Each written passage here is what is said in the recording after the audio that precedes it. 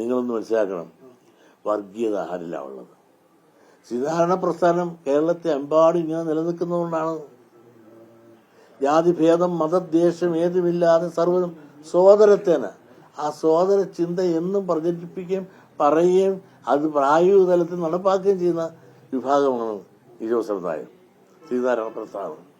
അതുകൊണ്ടാണ് ഇവിടെ ഒരു കലഹമില്ലാത്തത്. ഇടതുപക്ഷം വന്നതിൽ പിന്നീട് ഇവിടെ ഒരു മാറാട് കലാപം ഉണ്ടായില്ലല്ലോ.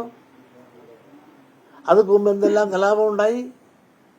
ഇതെല്ലാം നിങ്ങളൊന്ന് ഓർക്കണ്ടേ. ഇതൊന്നും ഞാൻ പറയുമ്പോൾ ഞാൻ വർഗീയവാദിയാണെന്ന് നിങ്ങളൊന്ന് ആലോചിച്ച് നോക്കുക. ഒരു ഇന്നലെ പൂത്തൊരു തകരയുണ്ട് സതീശൻ, ഞാനതിനെപ്പറ്റി പറയുന്നില്ല, അപ്രസക്തൻ. അദ്ദേഹമാണ് ഇതിൻ്റെ എല്ലാം ഏറ്റെടുത്ത് ഇങ്ങനെ പറഞ്ഞുകൊണ്ടിരിക്കുന്നത് ഞാൻ വർഗീയവാദം. അതിന് തക്ക മറുപടി കാന്തപുരം തന്നെ കൊടുത്തിട്ടുണ്ട്.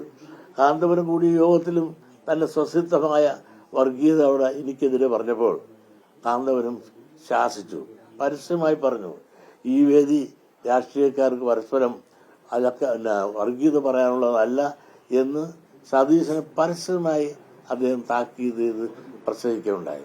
നിങ്ങളൊന്ന് ആലോചിക്കണം, മുതിർന്ന നേതാക്കന്മാരുണ്ട് കോൺഗ്രസിലെ. ഞാൻ ഒരിക്കലും കോൺഗ്രസിനെതിരല്ല.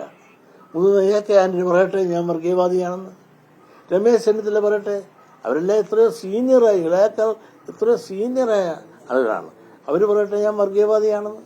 ഇതെല്ലാം പറയട്ടെ. വേണുഗോപാലുണ്ട്, സതീശനുണ്ട്, നമ്മുടെ AK ആന്റണിയുണ്ട്, രമേശ് ചെന്നിത്തലുണ്ട്. ഇങ്ങനെയുള്ള ആളുകളെല്ലാം ഇന്ന് ലൈവായി ജീവിച്ച് രാഷ്ട്രീയത്തിൽ തന്നെ അവർ നിലനിൽക്കുന്നുണ്ട്. അവർ പറയട്ടെ വെള്ളാപ്പള്ളി നടേശൻ വർഗീയവാദിയാണ് എന്ന് പറഞ്ഞാൽ ഞാൻ അഡ്മിറ്റ് ചെയ്യാം. പക്ഷേ ഇന്നലെ ഉദിച്ചൊരു തകര അതേ ആളുകൾ നിങ്ങൾ പറഞ്ഞ കാറ്, ഞാനെന്നെ കാറ് കണ്ടില്ല, എന്നെല്ലാം ഉത്തരം ഞാൻ സുബാരൻ അദ്ദേഹം പറഞ്ഞിട്ടുണ്ട്. കാരണം കാറിനെ പറ്റി പറഞ്ഞപ്പോഴും നിങ്ങളൊന്ന് ആലോചിക്കണം, 80 കൊല്ലങ്ങൾക്ക് മുമ്പ്, സതീശനൊക്കെ ജനിക്കുന്നതിന് മുമ്പ് എൻ്റെ അച്ഛൻ എൻ്റെ മൂത്ത സഹോദരിക്ക് ഇംഗ്ലണ്ടിൽ നിന്ന് ആസ്റ്റിൻ കാർ കപ്പൽ ഇമ്പോർട്ട് ചെയ്താണ് കൊടുത്തത്. അന്ന് എൻ്റെ അച്ഛൻ ആ വാക്സോൾ വേവിൻ 6 സിലിണ്ടർ കാറിലാണ് സഞ്ചരിച്ചിട്ടുണ്ടിരുന്നത്. എനിക്ക് എന്തുണ്ടായിരുന്നു എന്ന് 80 കൊല്ലങ്ങൾക്ക് മുമ്പ് എൻ്റെ അച്ഛൻ എഴുതിയിരിക്കുന്ന ഭാഗം ഉടമ്പടി കണ്ടാൽ ഇത്രയുണ്ട്. അത്രയും ഭൂസ്വത്തുകൾ ഉടമയായിരുന്നു എൻ്റെ അച്ഛൻ. എൻ്റെ അച്ഛൻ കയർ ഫാക്ടറി ഉൽപ്പന്നങ്ങൾ ഇംഗ്ലണ്ടിലേക്ക് അയക്കുകയായിരുന്നു.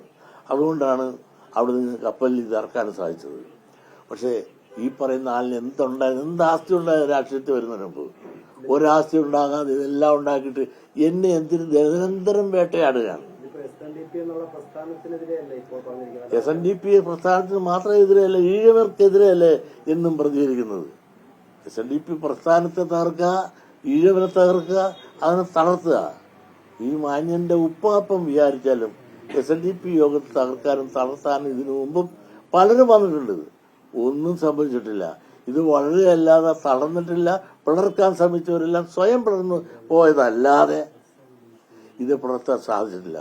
നിങ്ങളൊന്ന് മനസ്സിലാക്കണം, സുവാനനായ അദ്ദേഹത്തെ പലരും ഞാൻ എറണാകുളത്ത് വെച്ച് ചില പ്രസ്താവന ഇറക്കിയപ്പോൾ ഉടനെ എന്നെ ഒരുപാട് സ്നേഹിക്കുന്ന ഒരു ചാനലുണ്ട്, അവരുടനെ വിളിച്ചങ്ങോട്ട് ഉടനെ എന്ത് നെഗറ്റീവ് കിട്ടുമെന്നാണ് വിചാരിച്ചത്.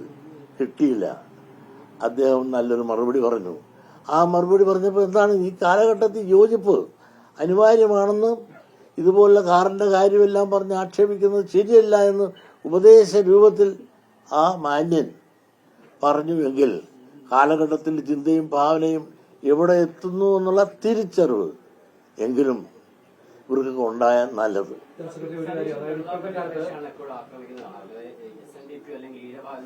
താൻ എത്തുള്ളൂ. താൻ എപ്പോഴും കയറി കൊത്താതെ അവിടെ അടങ്ങിയിരിക്കും. ഈ നമ്മുടെ ഇങ്ങനൊരു ഐക്യം ഉണ്ടാകുമ്പോൾ, അതായത് SNDP ഐക്യം ഉണ്ടാകുമ്പോൾ അതൊരു ധ്രുവീകരണത്തിന് വേണ്ടിയിട്ടുള്ള ആക്ഷേപം പല സ്ഥലങ്ങളിലും വരുന്നുണ്ട്. അതായത് വേറെ രീതിയിലൊരു ധ്രുവീകരണം ഉണ്ടാക്കാനുള്ള ശ്രമത്തിന്റെ ഭാഗമാണെന്ന് തന്നെയുള്ള വിമർശനം ഇപ്പോഴും തന്നെ വന്നു കഴിഞ്ഞിട്ടുണ്ട്. എങ്ങനെയുള്ള ധ്രുവീകരണമാണ്? ഞങ്ങൾ ഒന്ന് യോജിച്ചു പോയാൽ ഇവിടെ ഈ രാജ്യം സുനാമി സംഭവിക്കുമോ? എന്താണ് ബാക്കിയെല്ലാവരും യോജിച്ചെങ്കിൽ ഞങ്ങൾ ഒന്ന് യോജിക്കുന്നതിൽ നിങ്ങൾക്ക് എന്താണ് വിഷമം?